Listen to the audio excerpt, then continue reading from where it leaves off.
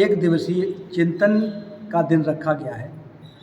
28 जून 2025 को दिन में 2 बजे से होना है। गुड आफ्टरनून दोस्तों, आज बुधवार के दिन 25 जून को मैं यहाँ से पहुँच रहा हूँ संकिसा की ओर, जहाँ पर आगामी 28 तारीख को लामा जी का आगमन है। वहाँ पर एक चिंतन दिवस के रूप में एक बैठक बुलाई गई है। उससे पूर्व हम जाएंगे मानिकपुर ग्रामीण क्षेत्र में, जहाँ पर हमारे ज्ञान रतन बौद्ध जी के पिताजी का स्वर्गवास हो गया था। आज जो है उनका शांति पाठ है। लगभग हम लोग वहाँ पर बैठेंगे। बहुत सारी चीज़ें हैं वहाँ, हम नहीं दिखा पाएंगे, लेकिन संकिसा पहुँचेंगे उसके सारे मूवमेंट्स आपके साथ साझा करेंगे। वहाँ किस तरीके से क्या हम सारी मीटिंग्स करते हैं और आगे की कार्यकारिणी आप सभी के लोगों के साथ साझा करेंगे। तब तक आप सभी लोग ब्लॉग में बने रहिएगा।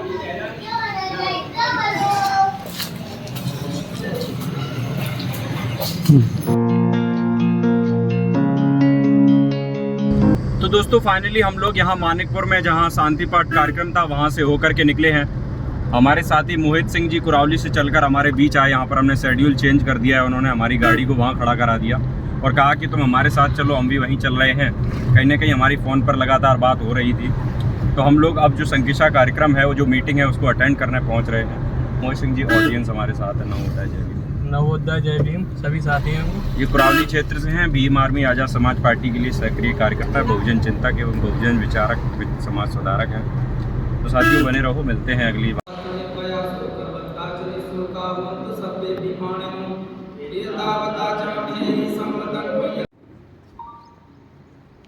अब ठीक है। नमो बुद्धाय, जय भीम, जय सम्राट शो।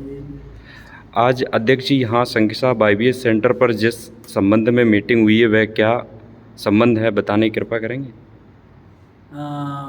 नवोदय जय भीम। जैसा कि पिछले कई दिनों से आप सोशल मीडिया पे देख रहे हो कि 28 जून को महाबोधि महाविहार पर एक दिवसीय चिंतन का दिन रखा गया है। और इस चिंतन शिविर के लिए पूरे ही भारत से लगभग लोग आ रहे हैं। और इसमें स्पेशली जो इस मूवमेंट को बोधगया में आगे बढ़ा रहे हैं, महाबोधि महाविहार मुक्ति आंदोलन को, आकाश लामा जी जो ऑल इंडिया बुद्धिस्ट फोरम के जनरल सेक्रेटरी हैं, और डॉक्टर भिक्षु चंद्र कीर्ति जी जो उसके अध्यक्ष हैं, ऐसे बड़े बड़े भिक्षु लोग आ रहे हैं। और महाबोधि महाविहार के लिए वो अपना यहाँ व्याख्यान रखेंगे लोगों के बीच में। और इस क्षेत्र के हज़ारों की संख्या में लोग यहाँ इस चिंतन शिविर में शामिल होने के लिए पधार रहे हैं। इसलिए हम आप सब लोगों से निवेदन करते हैं कि ये 28 जून को दिन में 2 बजे से ये कार्यक्रम ऑफिशियली शुरू होगा। तो आप सबसे मेरा निवेदन है कि आप बड़ी से बड़ी संख्या में आएँ और जानें कि महाबोधि महाविहार क्या है और उसमें BT एक्ट क्या है और पूरी दुनिया के लोगों से किस तरह से आस्था जुड़ी हुई है और ये BT एक्ट क्यों ख़त्म होना चाहिए।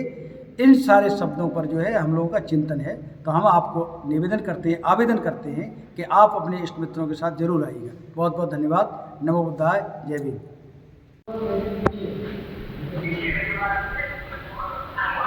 तो बंते जी, आज के संबंध में बात हुई है यहाँ पे अभी।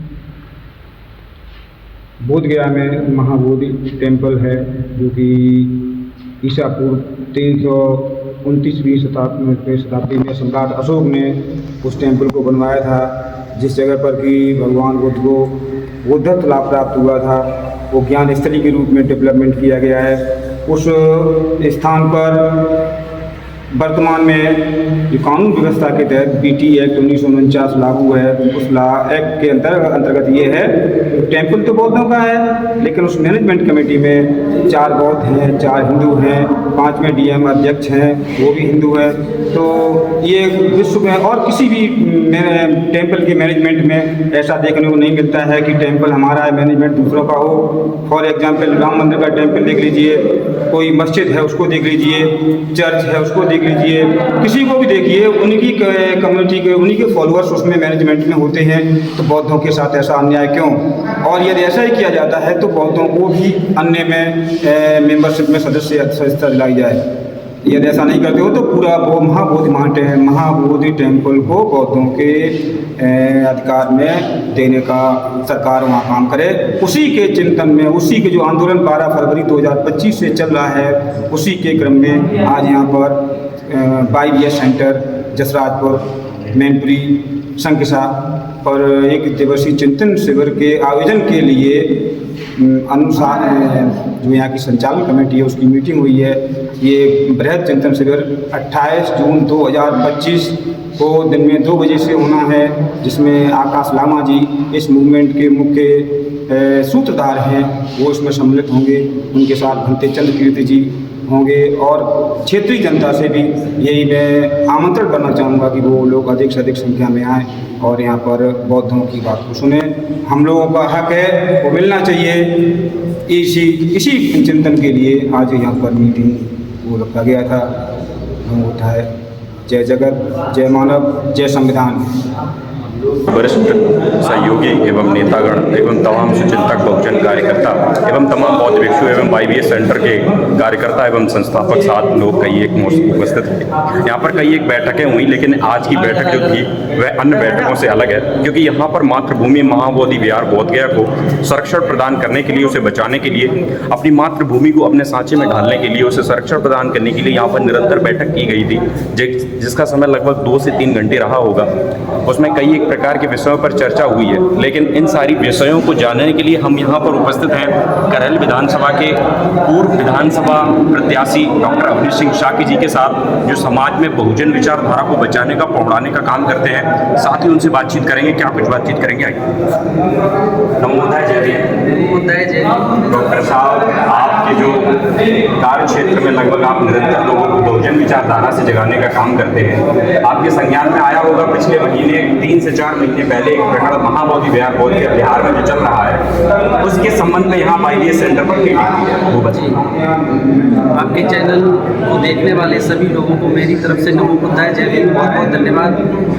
आज YBS सेंटर संकिसा में यहाँ पर महाबोधि विहार जो कि बोधगया में है, BT एक्ट के तहत उसमें जो सदस्य रखे गए हैं वो अलग अलग समाज से हैं और अन्य जो धर्मों के जितने भी विहार हैं या मंदिर हैं या चर्च हैं, उन पे जो है उन्हीं के लोगों का अधिकार होता है।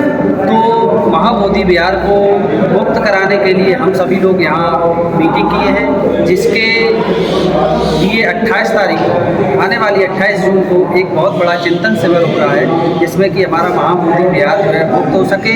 महाबोधि विहार को मुक्त कराने के लिए मैं हाथ जोड़कर विनती करता हूँ सभी क्षेत्रवासियों से, और जो भी वीडियो देख रहे हैं विचारक बुद्ध की विचारधारा में विश्वास रखने वाले भारी से भारी संख्या में शंकिसा जसराजपुर आए YBS सेंटर पर, और हमारे जो मुख्य अतिथि हैं आकाश लामा जी, उनको सुने और सभी का मैं स्वागत करता हूं। बहुत बहुत धन्यवाद। अच्छा, लगभग ये भी जानना चाहेंगे कि अभी तक अपनी टीम के द्वारा आपने कितने गाँव का भ्रमण कर लिया है यहाँ के आवाहन के लिए? जैसा कि YBS सेंटर के राष्ट्रीय अध्यक्ष सुरेश जी और हमारे छोटे भाई अभय शाक्य जी जो मानिकपुर के निवासी हैं, इनके द्वारा जो हमें डाटा मिला है, इन्होंने हमारे गांव में भी मीटिंग की है और मैं खुद कई गांव में गया हूँ। एटा, इटावा, फरवाबाद और ये औरैया है, कासगंज है, बदायूं है, इस तरह के कई ज़िले हैं जिनके कईयों सैकड़ों गाँव में जाकर के ये मीटिंग की गई है महाबोधि के संबंध में, इसे मुक्त कराने के लिए,